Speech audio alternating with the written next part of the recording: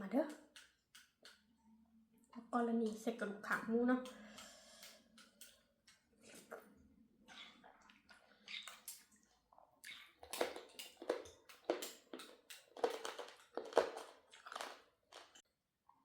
สวัสดีทุกท่านที่เข้ารับเดฟสิตีที่ต่างเป็นอย่างสูงเนาะมาเด้อมื้อนี้มากินต้มบักกรณีนั่งต้มบักกรณีใส่กระดูกขาหมูเนาะ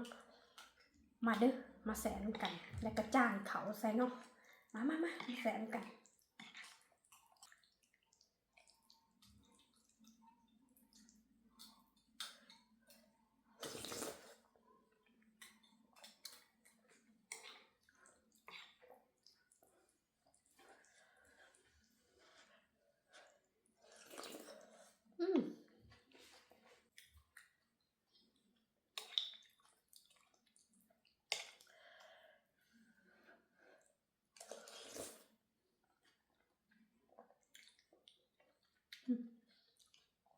ต้มบักกรณีใส่กระดูกขาหมูเนาะ